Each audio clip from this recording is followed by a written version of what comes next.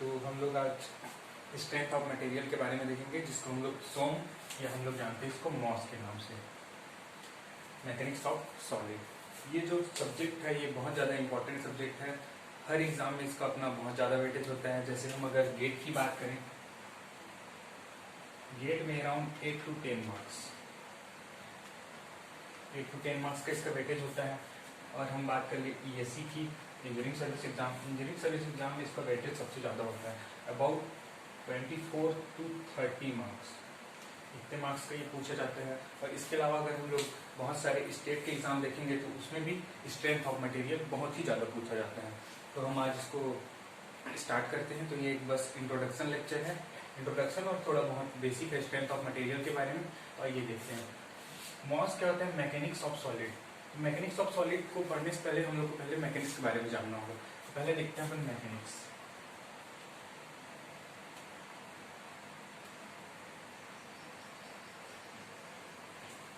तो मैकेनिक्स क्या होता है? मैकेनिक्स जो है फिजिकल साइंस का, ओल्डेस्ट फिजिकल साइंस का एक ब्रांच है, जिसके अंदर हम कोई भी बॉडी है, अगर वो रेस्ट पोजीशन में है या मूविंग पोजीशन में है, उस पर अगर हम लोग फोर्स लगाते हैं तो उस पर क्या क्या इफेक्ट पड़ता है, उसमें क्या क्या होता है, उसके बारे में जब हम पढ़ते हैं तो उसको हम लोग बोलते हैं मैकेनिक्स। ठीक है, तो मैकेनिक्स में क्या होता है, it is the branch of physical science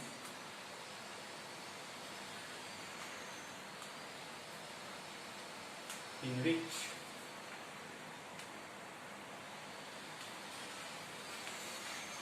deal with the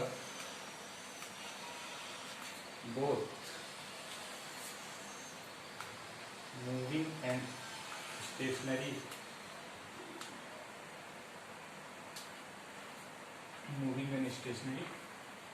bodies influenced by force,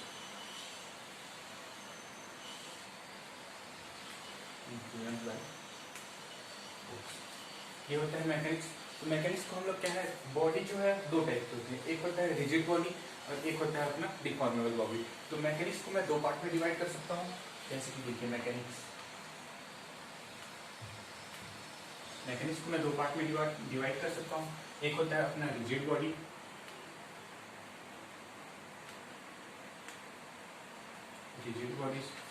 दूसरा होता है डिफॉर्मेबल बॉडी।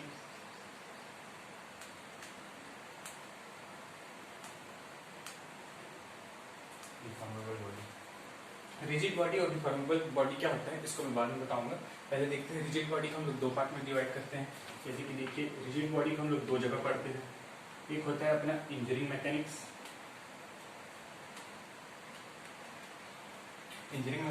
और दूसरा होता है टॉम जो होता है वो होता है थ्योरी ऑफ मशीन, जिसको मैकेनिकल वाले लोग पढ़ते हैं। इसी तरह से हम डिफॉर्मेबल बॉडी को भी दो पार्ट में डिवाइड कर सकते हैं, एक होता है अपना सॉलिड डिफॉर्मेबल बॉडी और एक होता है अपना फ्लूइड डिफॉर्मेबल बॉडी।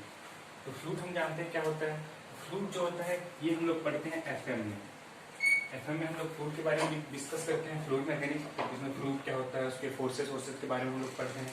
वैसे ही अगर हम देखें सॉलिड के साइड पे, तो सॉलिड को भी हम दो पार्ट में डिवाइड कर सकते हैं। पहला होता है इसमें स्टैटिक और दूसरा होता है यहाँ पे डायनेमिक। अब देखिए स्टैटिक और डायनेमिक क्या होता है। स्टैटिक वो होता है अगर कोई बॉडी रेस्ट पोजीशन में है और उस पर हम लोग स्टडी कर रहे हैं तो उसको हम लोग बोलते हैं स्टैटिक। अगर कोई बॉडी मूविंग कंडीशन में है उसको हम लोग स्टडी कर रहे हैं तो उसको हम लोग बोलते हैं डायनेमिक। यहाँ तक क्लियर। और इसी में हम देखते हैं कि जहाँ स्टैटिक बॉडी में जो हम लोग पढ़ते हैं, इसी में हम लोग किसके बारे में पढ़ते हैं, सोम के बारे में, यानी कि स्ट्रेंथ ऑफ मटेरियल के बारे में। तो इतना देख के मैं यहाँ से एक सोम का डेफिनेशन बना सकता हूँ स्ट्रेंथ ऑफ मटेरियल का। तो मैं ये बोल सकता हूँ, सो strength of material is the branch of mechanics in which deal with static solid deformable body. मतलब मैं ये बोल सकता हूँ कि सोम मैकेनिक्स का एक ब्रांच होता है जिसपे हम स्टैटिक सॉलिड डिफॉर्मेबल बॉडी के बारे में बात करते हैं। यहाँ तक कोई दिक्कत नहीं। तो देखते हैं हम लोग देखते हैं सोम क्या होता है। सोम क्या बोला मैंने, it is the branch of mechanics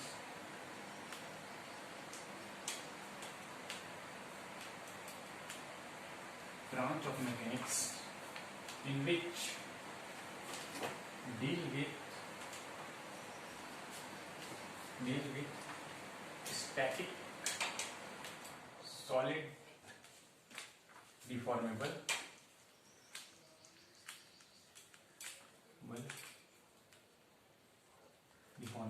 body. यहां तक समझ में आ गया? अभी हमने देखा मैकेनिक्स को हम लोग दो पार्ट में डिवाइड किए, रिजिड बॉडी और दूसरा हम लोग किसमें डिवाइड किए, डिफॉर्मेबल बॉडी। तो हम लोग देखते हैं कि रिजिड बॉडी और डिफॉर्मेबल बॉडी क्या होते हैं। इन दोनों के अलावा एक और होता है रेजिस्टेंट बॉडी, वो क्या होता है हम बताते हैं, देखते हैं। जैसे हम पहले देखते हैं रिजिड बॉडी।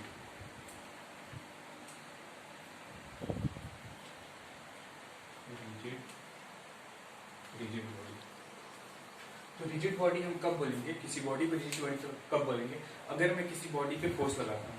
अगर मैं किसी बॉडी पे फोर्स लगाऊंगा तो उसके डायमेंशन में कोई चेंज नहीं आएगा। मतलब अगर मैं इस पे फोर्स लगा रहा हूँ, इसके डायमेंशन में कोई चेंज नहीं आएगा, तो उसको मैं क्या बोलता हूँ, रिजिड बॉडी।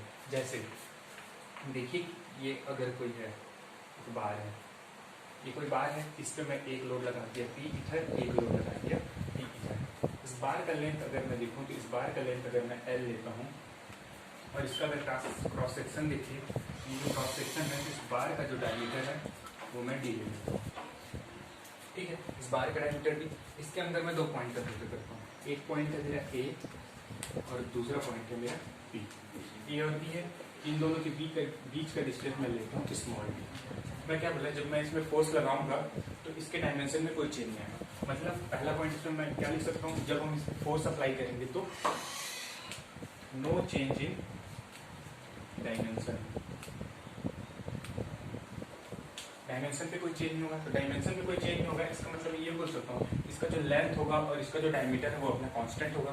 तो मैं यहाँ से ये बोल सकता हूँ length and diameter is equal to constant. इसके अलावा हम ये भी देखेंगे, जब मैं इस पर फोर्स लगाऊंगा तो ये A और B पॉइंट है, दोनों की पोजीशन चेंज नहीं होगी। जब इन दोनों की पोजीशन चेंज नहीं होगी तो इनका डिस्टेंस भी चेंज नहीं होगा। मतलब मैं ये बोल सकता हूँ कि यहाँ से स्मॉल d है वो भी हमारा क्या है, कांस्टेंट। इसको हम लोग बोलते हैं रिजिड बॉडी। तो रिजिड बॉडी में इसको हम लोग बोलते हैं आइडियल केस।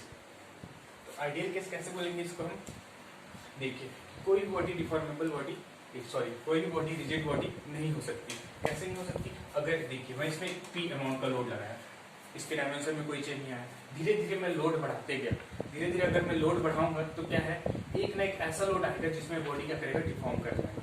इसलिए हम लोग रिजिड बॉडी को क्या बोलते हैं, आइडियल केस। यहाँ तक कोई दिक्कत नहीं, चलिए नेक्स्ट देखते हैं। दूसरा होता है रेजिस्टेंट बॉडी। रेजिस्टेंट बॉडी, देखिए अब रेजिस्टेंट बॉडी क्या होगी, रेजिस्टेंट बॉडी उस बॉडी को बोलते हैं, अभी मैंने बताया कि कोई भी बॉडी क्या है, उस पर अगर हम लोग लोड लगाएंगे तो ऐसा लोड आएगा जिसमें वो क्या करेगा, डिफॉर्म कर जाएगा। तो रेजिस्टेंट बॉडी उस बॉडी को बोलते हैं कि एक सर्टेन अमाउंट ऑफ लोड अगर हम लोग किसी बॉडी पे लगाएंगे तो वो रिजिड की तरह बिहेवियर करेगा, लेकिन अगर हम उससे थोड़ा सा भी ज्यादा लोड लगाएंगे तो बॉडी क्या कर जाएगा, डिफॉर्म कर जाएगा। तो रेजिस्टेंट बॉडी को मैं लिख सकता हूँ कि up to certain amount of load, up to certain amount of load it behave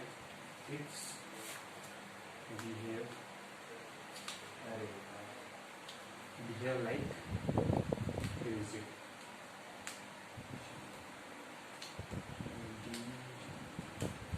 ठीक है, यहाँ तक कोई दिक्कत नहीं। इसके बाद अपन देखते हैं थर्ड केस, डिफॉर्मेबल बॉडी। दूसरा जो होता है अपना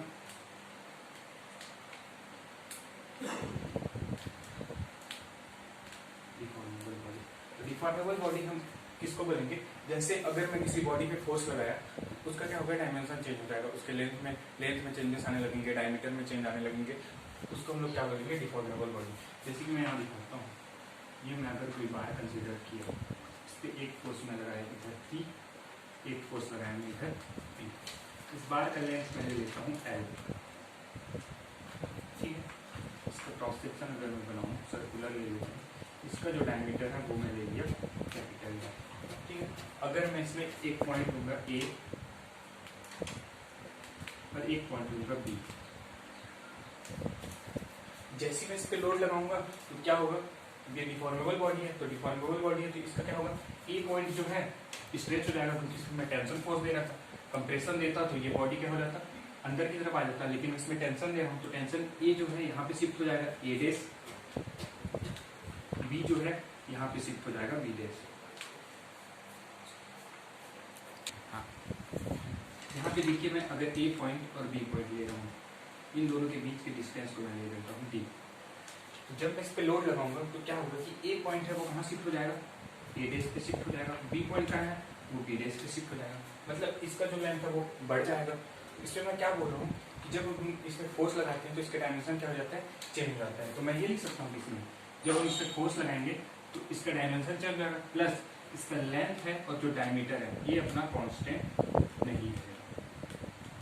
यहाँ तक कोई दिक्कत? और जब ये इसमें लेंथ और डायमीटर में कोई चेंजेस नहीं आए हैं तो ए और बी पॉइंट के जो बीच का डिस्टेंस है उसमें भी कोई चेंजेस नहीं आएंगे, तो हम लोग ये भी बोल सकते हैं कि D also is not equal to constant. यहाँ तक कोई दिक्कत? तो में कुछ हम लोग एजम्पशन लेके पढ़ते हैं। अब देखिए किसी भी चीज़ में एजम्पशन क्यों लिया जाता है, ताकि हम क्या करते हैं अपने कैलकुलेशन को ईजी कर पाते हैं। अगर हम एजम्पशन नहीं लेंगे तो हमारे पास बहुत बड़े बड़े इक्वेशन आएंगे, बहुत सारे डिफिकल्टीज आएंगे जिसको हम लोग सॉल्व नहीं कर सकते। तो उसको हम लोग सॉल्यूशन को ईजी बनाने के लिए हम किसी भी चीज़ को जब पढ़ते हैं तो उसमें क्या लेते हैं, एजम्पशन लेते हैं। तो सोम में जो एजम्पशन होता है उसके बारे में बात करते हैं। पहला जो एजम्पशन होता है सोम में, कोई भी अगर हम बॉडी लेते हैं तो उसका मास हम लोग कंसिडर नहीं करते। इसका मतलब ये कि अगर हम सोम के बारे में बात करेंगे तो उसको हम लोग मासलेस कंसिडर करेंगे। तो यहाँ पे मैं लिख देता हूँ मटेरियल शुड बी मासलेस। ये हो गया अपना पहला पॉइंट। दूसरा पॉइंट में हम देखते हैं मटेरियल शुड बी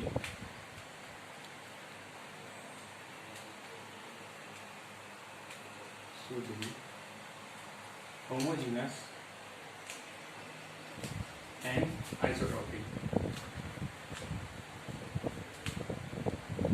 मटेरियल को हम लोग होमोजीनियस और आइसोट्रोपिक कंसिडर करते हैं। अब देखते हैं कि होमोजीनियस और आइसोट्रोपिक क्या होता है। पहले हम देखते हैं homogeneous.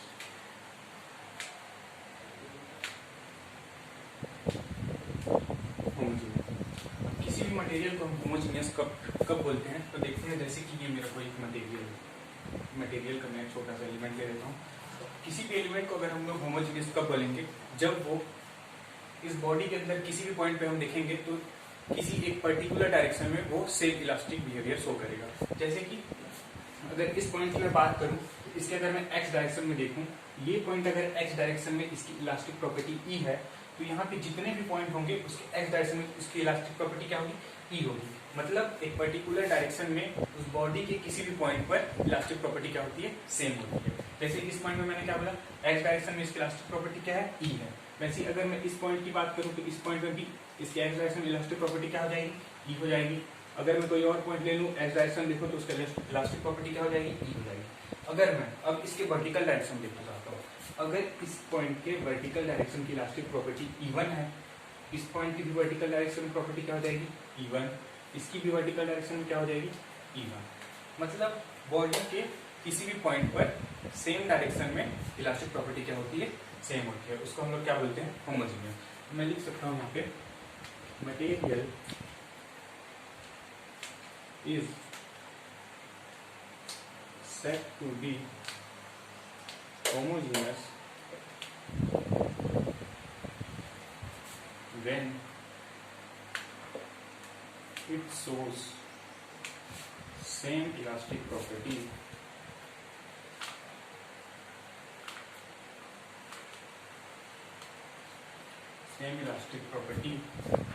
at any point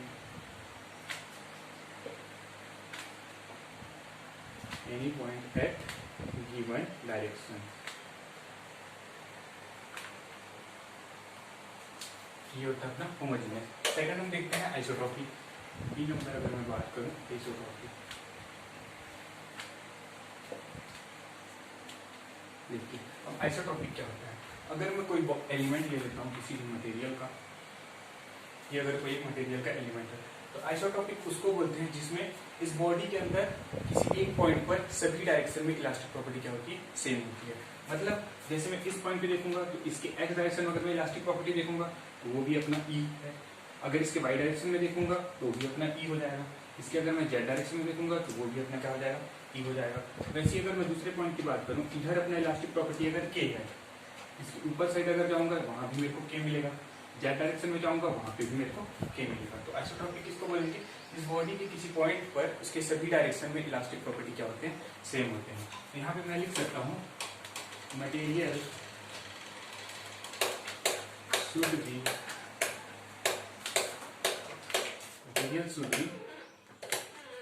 isotropic when it shows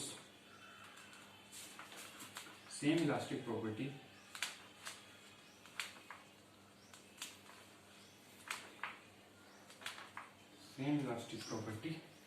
at any point at any direction। यहाँ तक कोई दिक्कत नहीं। अब हम देख लिया कि होमोजीनियस क्या होता है, आइसोट्रोपिक क्या होता है। अब हम सोम में क्या बोले थे कि होमोजीनियस एंड आइसोट्रोपिक बॉडी।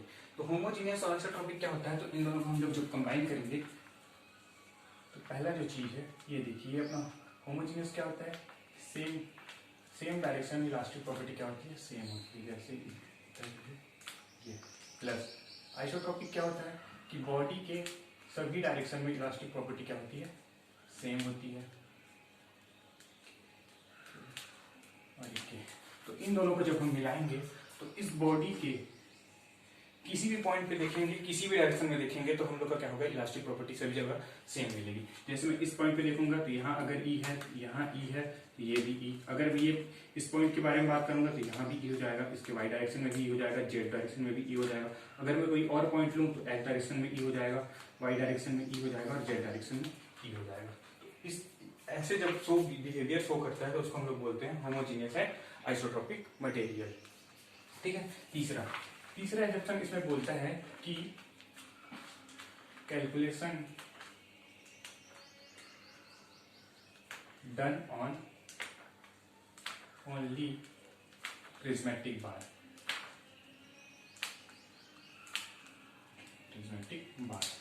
जब भी हम लोग देखते हैं सोम के बारे में तो उसमें बार जो होता है उसको हम लोग क्या कंसीडर करते हैं, प्रिज्मेटिक बार कंसीडर करते हैं। अब प्रिज्मेटिक बार क्या होता है, किसी भी बॉडी का अगर हम लोग थ्रू आउट द सेक्शन, जैसे ये है, इसका अगर लेंथ एल है तो इसके एल तक जो इसका क्रॉस सेक्शन होगा उसको हम लोग क्या बोलेंगे, सेम।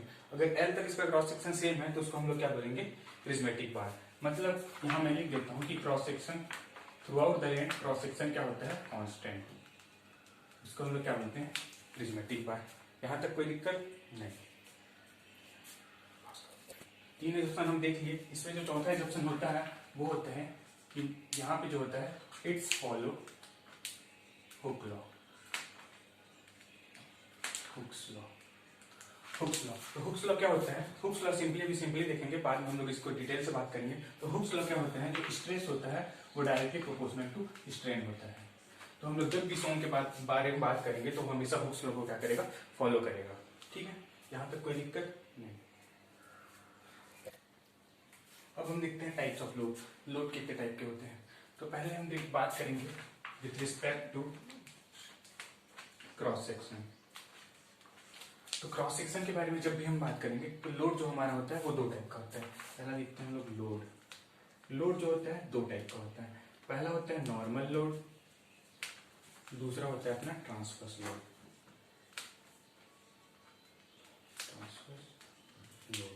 ये क्या होता है बताऊंगा मैं। लोड को हम लोग कितने टाइप से डिवाइड कर सकते हैं क्रॉस सेक्शन के बेसिस पे। एक होता है नॉर्मल लोड, दूसरा होता है ट्रांसवर्स लोड। ट्रांसवर्स को हम लोग और क्या बोल सकते हैं, सीएल। ठीक है। नॉर्मल लोड को भी हम लोग 2 पार्ट में डिवाइड कर सकते हैं। एक होता है एक्सियल नॉर्मल लोड और दूसरा होता है इसेंट्रिक नॉर्मल लोड। उसी तरह से इसको हम लोग 2 पार्ट में डिवाइड कर सकते हैं। एक होता है ट्रांसवर्स लोड, और दूसरा हम लोग क्या लिख सकते हैं, इसेंट्रिक ट्रांसवर्स। इसी तरह से एक्सियल और इसेंट्रिक, इन दोनों को भी हम लोग 2 पार्ट में डिवाइड कर सकते हैं। एक होता है अपना कंप्रेशन और दूसरा होता है अपना टेंशन।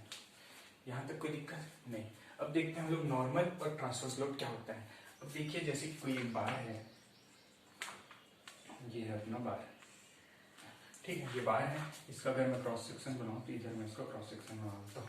ठीक है, तो नॉर्मल लोड क्या होता है, अगर कोई लोड इस बार के क्रॉस सेक्शन के परपेंडिकुलर लगेगा, मतलब अगर क्रॉस सेक्शन के परपेंडिकुलर कुछ भी लोड लगता है तो उसको हम लोग क्या बोलते हैं, नॉर्मल लोड। मतलब ये इसका क्रॉस सेक्शन है, अब इस क्रॉस सेक्शन से परपेंडिकुलर, मतलब यहाँ मैं अगर कोई लोड लगा रहा हूँ यहाँ से 90 डिग्री पे, अगर कोई मैं लोड लगा रहा हूँ तो इसको मैं क्या बोलूंगा, नॉर्मल लोड। ये पी अपना क्या हो गया, नॉर्मल, ये पी अपना क्या हो गया, नॉर्मल लोड। अगर इसको मैं क्रॉस सेक्शन पे शो करूँ तो मान लेते हैं अपना एक्स और ये वाई, तो ये लोड अपना कहाँ दिखेगा, कुछ यहाँ दिखेगा पी, इसको मैं क्या बोल दिया, नॉर्मल लोड।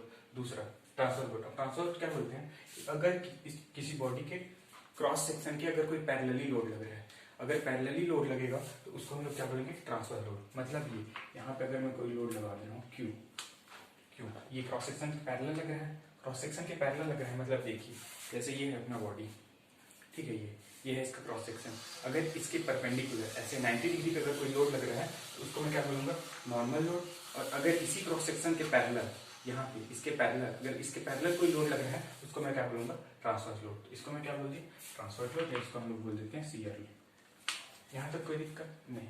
अब देखते हैं अपन एक्सियल नॉर्मल लोड क्या होता है। एक्सियल नॉर्मल लोड पहला मैं देखता हूँ, axial normal, axial normal load.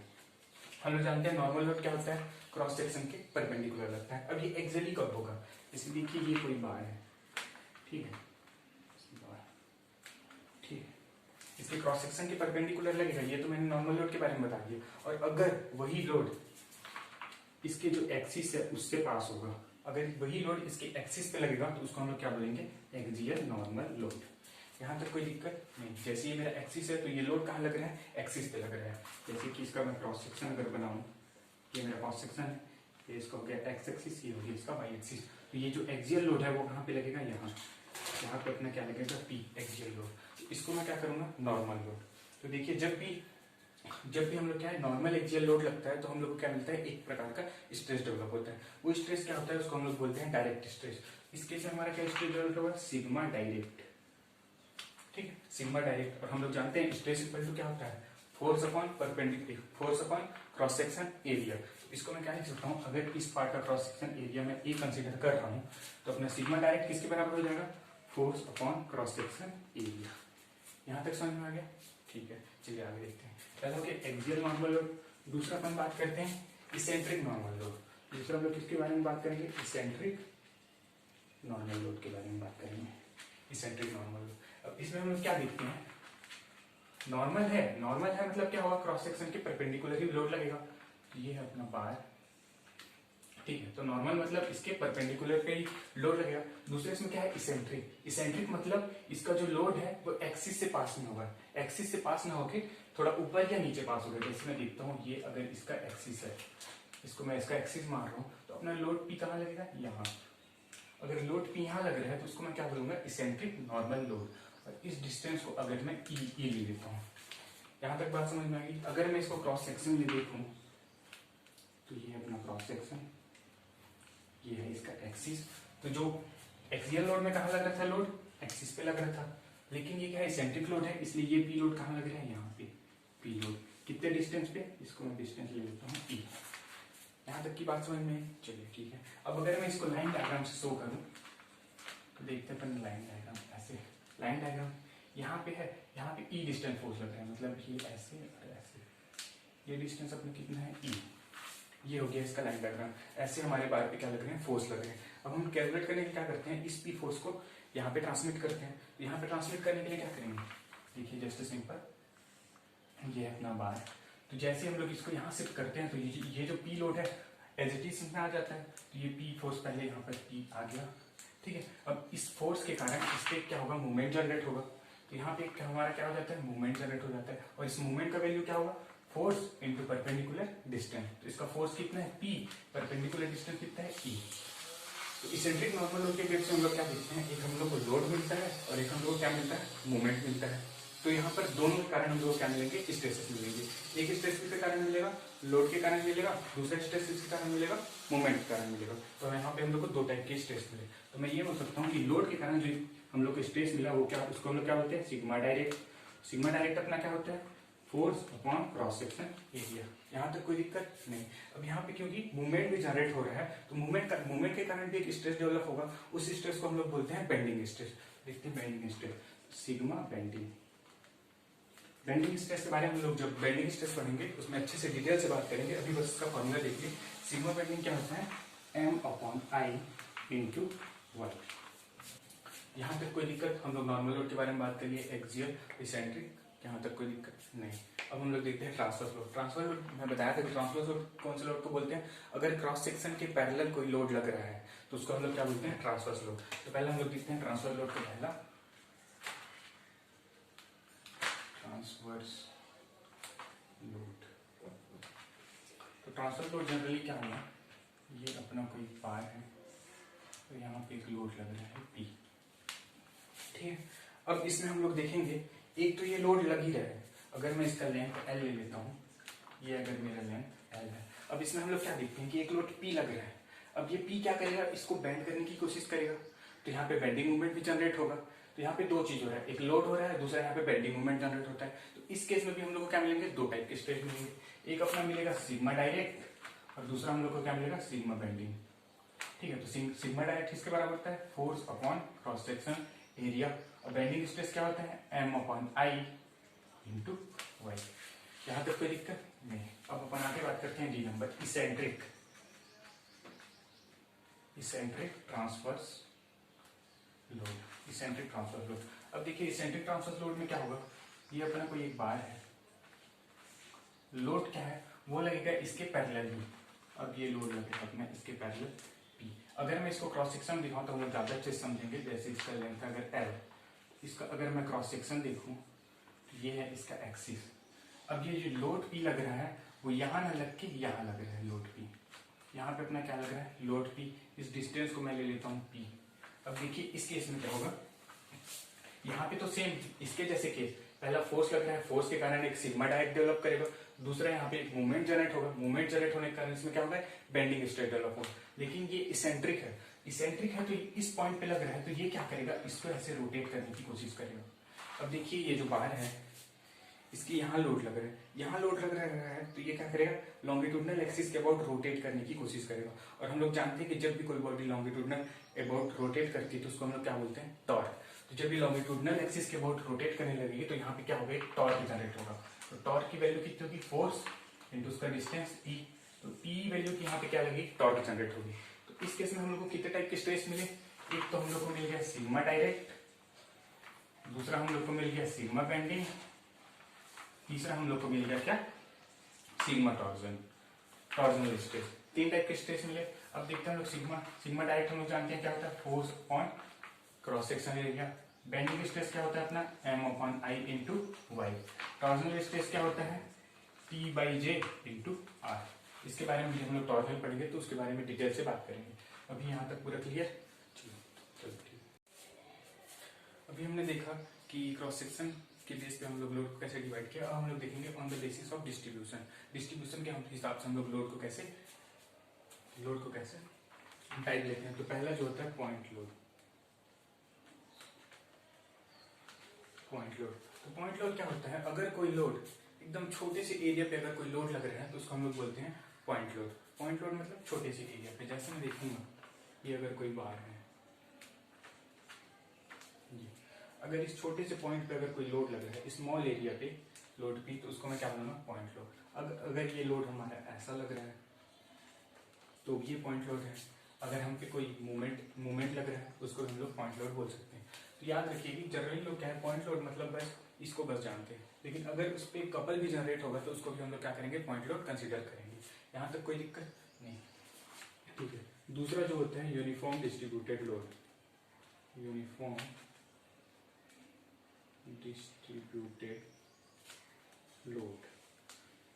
Distributed जिसको हम लोग क्या बोलते हैं, यूडीएल मतलब क्या होता है कि जो हमारा स्पान है उसके सारे स्पान पे क्या है, इक्वल अमाउंट ऑफ लोड लगता है। जैसे कि मैं आपको दिखाऊं,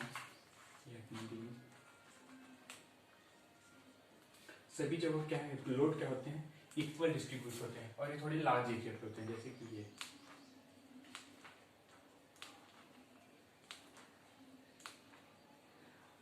एक चीज और, इस पे जो लगता है लोड लगता है वो किलो न्यूटन या न्यूटन पे रहता है, इस पे क्या होता है पर मीटर लेंथ पे लगता है, तो इसको हम लोग क्या बोलते हैं W किलो न्यूटन पर मीटर लेंथ। मतलब पूरे होल स्पान पे लोड क्या है इक्वली डिस्ट्रीब्यूट होता है, उसको हम लोग क्या बोलते हैं यूनिफॉर्म डिस्ट्रीब्यूटेड लोड। तीसरा पॉइंट इसमें होता है uniform wearing load, uniform wearing load. Uniform wearing load क्या होता है UVL, इसको हम लोग UVL भी बोलते हैं, मतलब कि यूनिफॉर्मली वेरी करता है, मतलब लीनियर फॉर्म में वेरी करता है, उसको हम लोग क्या बोलते हैं यूनिफॉर्म वेयरिंग लोड। जैसे कि देखिए एक बीम अगर ये है, इसको हम लोग ऐसे भी कर सकते हैं, ये देखिए यूनिफॉर्म वेयरिंग लोड, ये हमारा क्या है यूनिफॉर्म वेयरिंग लोड। अब हम लोग देखिए डिस्ट्रीब्यूशन के हिसाब से लोड कितने टाइप के होते हैं, क्रॉस सेक्शन के हिसाब से कितने टाइप के हो गए, अब एक होता है टाइम के हिसाब से। तो अब मैं नेक्स्ट टॉपिक बताता हूँ on the basis of time, on the basis of time. तो टाइम के बेसिस पे जो है लोड, वो हम लोग लोड को क्या करते हैं दो टाइप से डिवाइड करते हैं, एक होता है स्टैटिक और दूसरा होता है डायनेमिक। अब देखते हैं स्टैटिक और डायनेमिक क्या होता है। स्टैटिक वो होता है जिसमें मैग्नीट्यूड, डायरेक्शन और पॉइंट ऑफ एप्लीकेशन टाइम के साथ चेंज नहीं होता, उसको हम लोग क्या बोलते हैं स्टैटिक। और डायनेमिक क्या होता है magnitude, direction, point of application time के साथ क्या होता है चेंज होता है, उसको हम लोग क्या बोलते हैं डायनेमिक। तो चलिए देखते हैं पहला point static. Static static load, static load में क्या मैं क्या बोला कि जो लोड है मैग्नीट्यूड है और पॉइंट ऑफ एप्लीकेशन टाइम के साथ क्या होगा चेंज नहीं होगा। जैसे कि हम लोग लिखेंगे तो यहाँ पे लिखेंगे magnitude,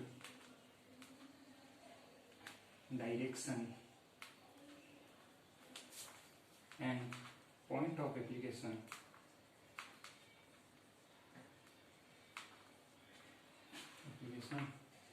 do not change with respect to time।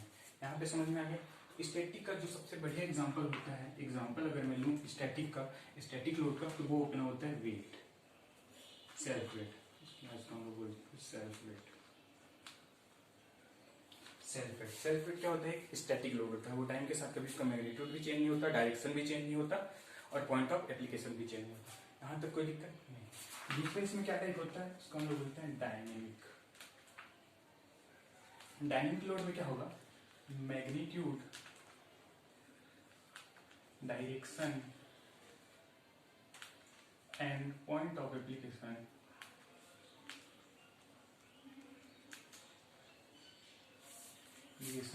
Change with respect to time.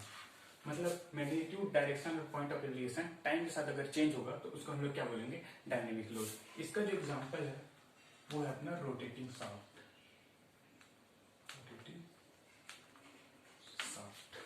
यहां तक कोई दिक्कत नहीं। अब हम देखिए टाइम के हिसाब से। अब नेक्स्ट जो लास्ट है वो है ऑन द बेसिस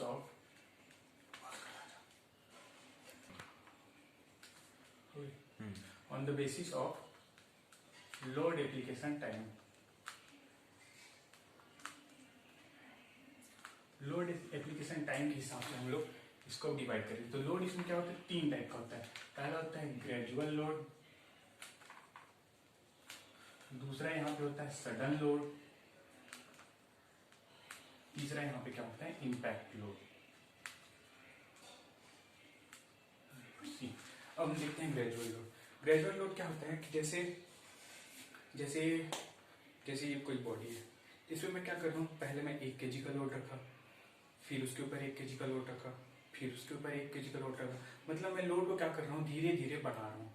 जब लोड को हम लोग धीरे धीरे बढ़ाते हैं तो उसको हम लोग क्या बोलते हैं ग्रेजुअल लोड। ग्रेजुअल लोड के केस में क्या करते हैं लोड को धीरे धीरे बढ़ाते हैं। तो ग्रेजुअल लोड में मैं क्या कर रहा हूँ जैसे ये कोई बॉडी है, इसके ऊपर मैं क्या किया पहले 1 kg का वेट रखा, फिर इसके ऊपर 1 kg का वेट रखा, फिर इसके ऊपर 1 kg का वेट रखा, फिर इसके ऊपर 1 kg का वेट रखा। मतलब 1 2 3 4, ये टोटल में इसके ऊपर कितने kg का वेट रखा 4 kg का। लेकिन मैं क्या किया स्टेप बाय स्टेप से लोड को ढक रहा हूँ, तो इसको मैं क्या बोल रहा हूँ ग्रेजुअल लोड। ठीक है। वैसे हम लोग सडन लोड के बारे में देखें तो सडन लोड में क्या होता है जैसे ये कोई ऑब्जेक्ट है, इसमें हम लोग क्या कर रहे थे धीरे धीरे लोड को बढ़ा रहे थे। अब सडन लोड किसको बोलते हैं कि हम लोग ये 4 kg का वेट उठा के एक बार में उसके ऊपर रख दिए। जब एक बार में इसके ऊपर रख दिए तो अचानक से उस पर झटका पड़ेगा, तो उसी को हम लोग क्या बोलते हैं सडन लोड। तो सडन लोड के केस में क्या किया हम लोग 4 kg का वेट एक साथ उठा के रख दिए। यहाँ तक समझ में। चलो ठीक है, अब देखते हैं इम्पैक्ट लोड। इम्पैक्ट लोड में क्या करते हैं, यही वही ऑब्जेक्ट है, इसको हम लोग क्या करते हैं, ये 4 kg के लोड को किसी एक सर्टेन अमाउंट ऑफ हाइट से गिराते हैं। जब हम लोग इसको हाइट से ड्रॉप करेंगे तो इस केस में क्या होगा, उसमें इम्पैक्ट होगा, अचानक से इस पे गिरेगा, तो उस केस में हम लोग इसको क्या बोलेंगे, इम्पैक्ट लोड। मतलब इस 4 kg के लोड को मैं क्या कर रहा हूँ, किसी हाइट से ड्रॉप कर रहा हूँ, एच हाइट मान लेते हैं, हाइट से ड्रॉप कर रहा हूँ। यहाँ तक समझ में आया? तो देखिए ग्रेजुअल लोड क्या होता है, ग्रेजुअल लोड हम लोग क्या करते हैं, धीरे धीरे लोड को बढ़ाते हैं, धीरे धीरे लोड को बढ़ाते हैं, तो उसको हम लोग क्या बोलते हैं, ग्रेजुअल लोड। यहाँ तक समझ में आया? दूसरा सडन लोड। सडन लोड में क्या करते हैं, जो लोड है उसको एक बारी में रख देते हैं, एक बारी में उसको जितना लोड देना है उसको हम लोग लोड दे देते हैं। तीसरा क्या है, इम्पैक्ट लोड। इम्पैक्ट लोड क्या कर रहे हैं, हम लोड किस क्या है, हाइट से ड्रॉप कर रहे हैं, हाइट से ड्रॉप कर रहे हैं, तो उसको हम लोग क्या बोलेंगे, इम्पैक्ट लोड। अब ग्रेजुअल लोड, ग्रेजुअल लोड का जो एग्जाम्पल है, एग्जाम्पल हम लोग देते हैं यूटीएम में, UTM machine, universal testing machine. Universal testing machine में आप देखेंगे कि धीरे धीरे लोड को बढ़ाया जाता है। किसी चीज का टेस्टिंग करते हैं तो आपने देखा होगा, कंप्रेसिव स्ट्रेंथ चेक करते हैं तो आप उसमें एक साथ लोड नहीं बढ़ाते, धीरे धीरे करके लोड बढ़ाते हैं, तब उसका कंप्रेसिव स्ट्रेंथ चेक करते हैं। तो ये है अपना ग्रेजुअल लोड का एग्जाम्पल। दूसरा क्या है, सडन लोड। सडन लोड का जो एग्जाम्पल है वो है अपना ब्रेक अप्लाई, अप्लाइंग ब्रेक। मतलब जैसे हम लोग गाड़ी चला रहे हैं, अचानक इस पे ब्रेक लगाएंगे, तो ब्रेक लगाएंगे तो क्या होगा, इसमें सडन एक लोड लगेगा, उस लोड को हम लोग क्या बोलेंगे, सडन लोड। तीसरा हम लोग देखते हैं इम्पैक्ट लोड। इम्पैक्ट लोड में देखे होंगे कि किसी हाइट से हम लोग ड्रॉप करते हैं, तो इसका जो बेस्ट एग्जाम्पल है वो है अपना हैमर ब्लो। हैमर ब्लो देखा होगा आपने, जब कंपेक्शन वगैरह जब टेस्ट करते हैं तो एक क्या होता है, अपने पास ब्लो करने वाला एक वो होता है, इसमें एक सर्टन हाइट होता है और उस हैमर का कुछ वेट होता है, उस वेट को हम लोग क्या करते हैं, ब्लो करते हैं। मतलब वहां पे क्या है, सर्टन अमाउंट ऑफ हाइट से उसको गिरा रहे हैं, तो वो अपना क्या हो गया, इम्पैक्ट लोड। अगर वही मैं बात करूं ग्रेजुअल लोड में, तो यहाँ अगर हम लोग लोड पी और टाइम, इन दोनों के बीच अगर हम लोग ग्राफ देखेंगे तो टाइम के साथ क्या करेगा, लीनियरली वेरी करेगा। मतलब इसमें दोनों का रिलेशन कैसे है, लीनियरी है। वैसे हम देखेंगे अब सडन लोड। सडन लोड में हम लोग क्या किए, ये अपना पी लोड है और ये अपना टाइम है, इस पे क्या करती है, एक साथ लोड लगा दिए, तो यहाँ पे टाइम तो कांस्टेंट रहेगा, एक टाइम पे ढंग से लोड लग गई, लोड अपना भी कांस्टेंट रहेगा, तो अपन क्या किए, यहाँ पे लोड रख दिए, तो इसका ग्राफ कुछ ऐसा बनेगा। ठीक है, आज के लिए इतना ही रहने देते हैं, आगे हम लोग सोम के बारे में और बात करेंगे, स्ट्रेस सिस्टम वगैरह, पूरा सोम टॉपिक को कवर करेंगे। अगर आपको ये वीडियो पसंद आया होगा तो प्लीज लाइक कर दीजिएगा और ज्यादा से ज्यादा शेयर कीजिए, ताकि जिन लोग को इसकी जरूरत होती है वहां तक ये पहुंच सके। Thank you.